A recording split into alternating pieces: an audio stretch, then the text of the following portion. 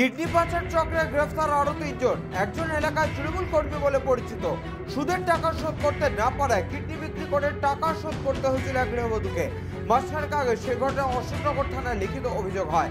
সেই অভিযোগের ভিত্তিতে গ্রেফতার হয় সুদখোর কিডনি পাচারকারী বিকাশ ঘোষ ওরফে শীতল।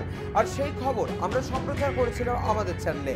পরবর্তীতে তাদের জেরা করে আইনজীবী সহ ২ মহিলা মোট ৬ জনকে গ্রেফতার করেছিল অশোকনগর থানার পুলিশ।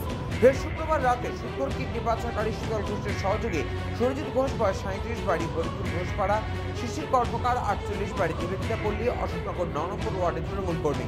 পৌরসভার ভোটে কাউন্সিলরের ইলেকশন এজেন্ট হিসেবে কাজ করেছেন বলে দাবি তার নিজের। কালাচাঁদ দাস বয়স ৩৮ বাড়ি বিজয় ফার্মেসি এলাকায়। এদের বিরুদ্ধে অভিযোগ শীতল ঘোষের কিডনি পাচারের সহযোগিতা ও সুদের টাকা বিভিন্ন জায়গা থেকে টাকা আদায় করত এরা। ৩ অভিযুক্তকে শুক্রবার রাতে নিজের বাড়ি থেকে গ্রেফতার করে পুলিশ। শনিবার ৫ দিনের পুলিশ হেফাজত চেয়ে ৩ জনকে পাঠানো হয় বারাসত আদালতে। শান্তনু বিশ্বাসের রিপোর্ট, চ্যানেল 24/7।